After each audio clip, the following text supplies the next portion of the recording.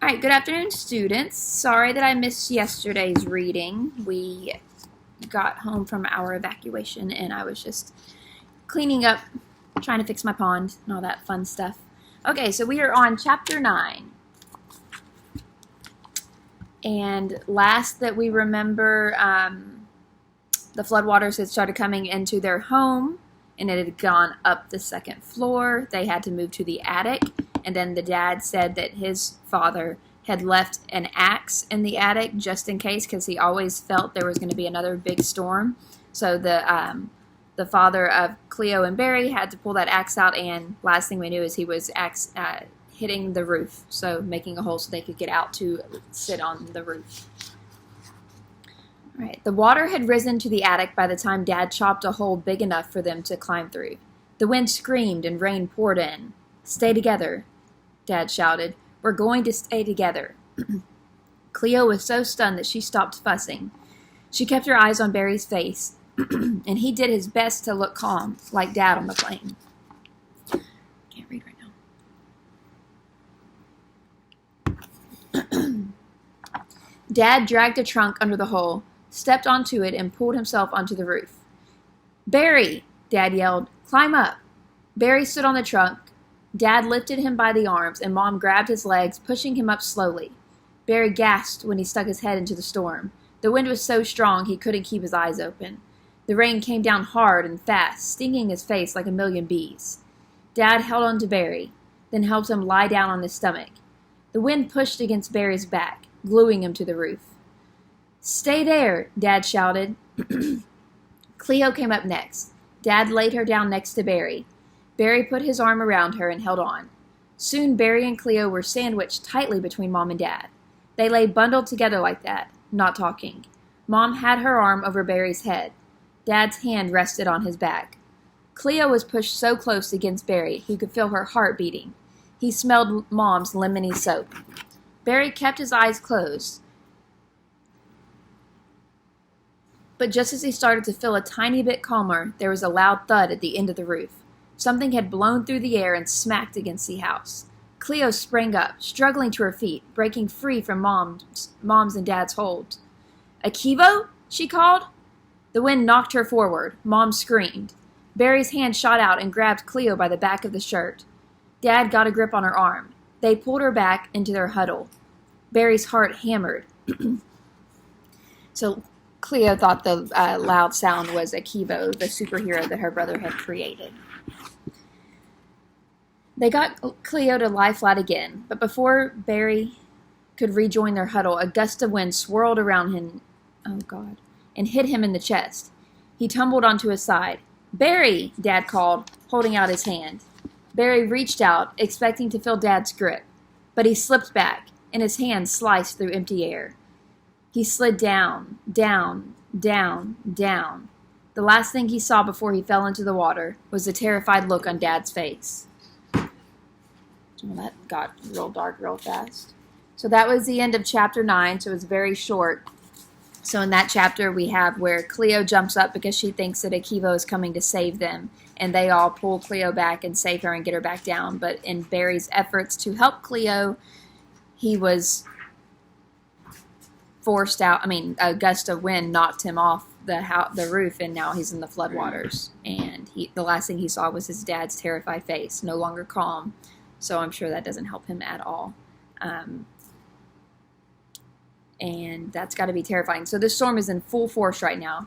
And not only is it in full force, but the waters are insanely high. It's very scary. That's frightening. All right, the water seemed to reach up and snatch Barry out of the air. And then he was swept away in a gushing tide. Barry struggled to keep his face above the waves, to keep water from rushing into his nose and mouth. His legs smacked into a piece of wood, but that barely slowed him down. His arm scraped against something sharp. His hand hit something big and furry. A rat? As the water twisted and turned him and dragged him along. And then finally, crash! He hit something that stopped him cold. It was a tree. Almost without thinking, Barry threw his arms around the trunk. The water pulled him, trying to suck him back into the flood, but he held on. He wrapped one leg around the tree, then the other. He hugged that tree so tightly he could barely breathe. He gathered his strength, and then he managed to shimmy up the trunk inch by inch. It was an oak tree. All of the branches had been ripped away but one, which rose out of the water. Barry pulled himself up onto it and sat in the V where the branch met the trunk. He hugged the trunk again, bracing himself against the wind. He couldn't see much in the gray light and the stinging rain, and what he saw hardly seemed real. Water in every direction. He felt like he was shipwrecked in the middle of the ocean. The water was filled with branches and wooden boards and other wreckage from the storm. Barry thought of Atlantis, a city lost under the ocean. He had read about it in one of his favorite comic books. Was that what would become of New Orleans? Barry pressed his cheek against the tree. His entire body ached. His hands were ragged from climbing the tree. He started to cry. His sounds drowned out by the wind. "Dad!" Barry screamed. "Mom! Cleo!" He screamed their names until his throat burned. The wind screamed back at him, and then he heard a deep groan and a crack that echoed above the wind. A massive shadow loomed over him. Barry stared in shock. It was a house. So we're back to where we began the first chapter, where he said the house was coming at him. It was a house, pushing through the water like a monster. The windows and doors were gone, and as the house turned slowly in the water, Barry saw that one side had been ripped away. Can you get me Nico, Megan? Just bring him over here so he'll stop. He had to get out of the way, now. Barry jumped into the water, barely missing a big piece of glass. The house hit the tree with a smash and a groan, and then got stuck there. The current started to drag Barry. He fought against it and somehow managed to swim to the house. He reached up and grabbed hold of a window frame, careful of the jagged glass around the edge. Hold on a second. Let me look at what I read again. Barry jumped into the water.